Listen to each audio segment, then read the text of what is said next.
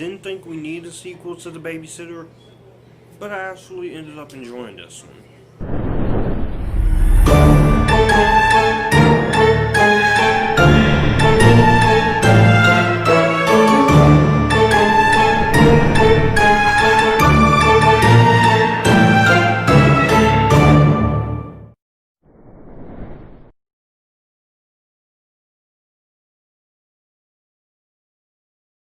What's going on, guys? It's Joshua, aka Future Filmmaker 3940 Reviews, where I talk movies, TV, and music, and I'm here to give you guys my thoughts on The Babysitter 2 Killer Queen. So if you guys are new to the channel, be sure to hit that subscribe button and the bell notification to know when new live streams, when new videos or post-market movies have up. Be sure to hit the like button, comment down below, and share if you like what you see here.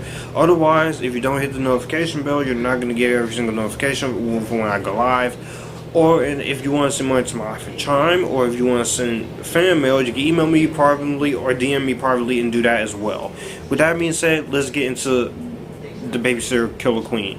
So The Babysitter Killer Queen is directed by McG and stars pretty much the same cast from the first one: Judah Lewis, Emily Alyn, Robbie Amell, Bella Thorne, Kim Marino. And in this movie, it takes place 2 years after defeating the satanic cult led by his babysitter B. Cole once again has to outsmart the forces of evil when old enemies unexpectedly return.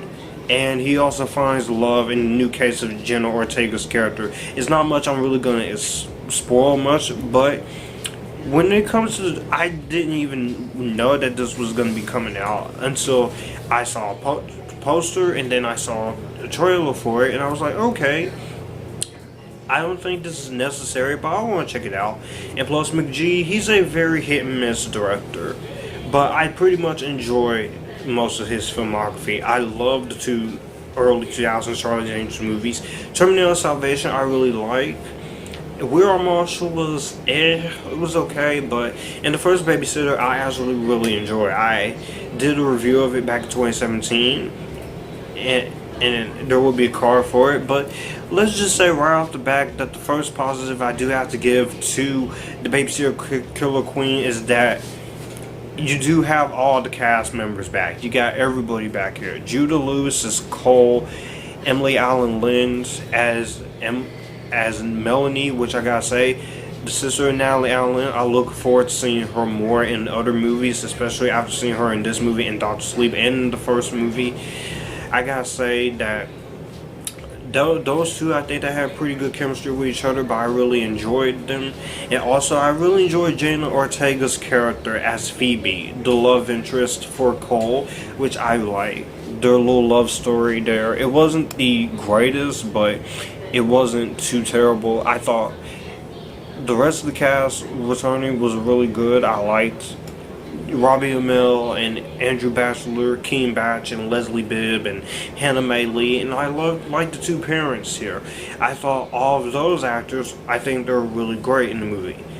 You notice I didn't talk about two of them because one of them I can't really spoil or say who it is, of course, unless of course you've seen the first one, which she is played by Samara Weaving, and that's all I'm gonna say.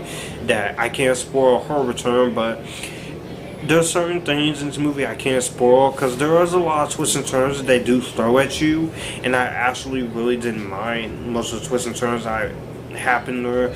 I thought, but the biggest part is here is that this movie does 100% knows what it is. It's not trying to be super serious or super funny. It's a nice blend of the crazy, stupid, fun horror comedies. That it does have the stereotypical horror comedy tropes that you see in every horror comedy, but for the most part I thought a lot of the jokes and a lot of the stuff that they were trying to do really worked.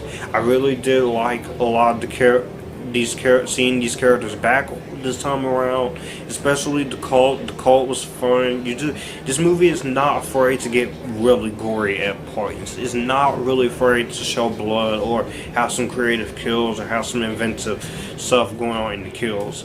And I also really like the direction and the aesthetics of this movie. It's a nice well shot, well lit film. It's a well directed movie. McGee knows how to shoot a film. Also, I do like the score by Barry McQuarrie, who did music for God of War and Godzilla King of the Monsters, and this year's Fantasy Island and Child's Play 2019. And his score in the movie is actually pretty awesome to listen to. Also, the soundtrack is really cool. You have Queen in the soundtrack, of course, called Saint Killer Queen. You have a nice, fun soundtrack that I really did enjoy. And I also really did like what they were going for here in terms of the story. I did like that. And I did like the whole surprise at the end, that because everyone thought that the certain actress Samara Weaving was not going to come back, but when she does come back at the end of the movie, which I won't say, I will say that for her little screen time, I liked what they did with her character. It's a nice little change of pace. As far as the issues go, I will say it does have some problems in terms of the writing, because there are 4 different writers, McGee included, and I feel like that some of the writing here was not the strongest at points. And I also felt like there were some moments in this movie that kind of got a little too over the top and a little over too ridiculous. And I guess my only sort of mixed aspect here would be Bella Thorne. Bella Thorne, she is attractive, but I'm not attracted to her as much as I was back with Disney Channel, but she's still attractive. I'm not gonna knock her down, but her character was just pretty much the same, and she's just there, but she didn't hurt the movie. She didn't like take the movie away. And I personally felt like that if you could have just left her out and had the other guys stay, including Hana Mae Lee, this would have been a better movie. But again, a better, and also there was some of the romantic subplot with Cole and Phoebe that I wish was a little bit more touched on, but at the end of the day, I still pretty much liked what they were trying to do here. I still very much enjoyed a lot of what the Babysitter Killer Queen had to do. It did some great twists and turns. It had some fun humor, some fun kills, some fun comedy. It has a nice soundtrack to it. It's great seeing the cast back. And if you are a fan of the first Babysitter, I would recommend this. But if you are a fan of the first Babysitter and who didn't want to see a sequel to this, you may not like it. Or if you didn't like the first Babysitter, go in with the lowest of the low and know what you're getting yourself into. And if they ever release this one and the first one out on physical media, I wouldn't mind owning it. And honestly, I would like to see a third film, one to round out the trilogy. So with that being said, I'm gonna go ahead and give the Babysitter Killer Queen a slight highly recommended. So that was my thoughts on this movie. So what do you guys think of the Babysitter Killer Queen? Comment section box down below. All my social media links are in the description box down below. You guys keep it cool and join the Epictasticness.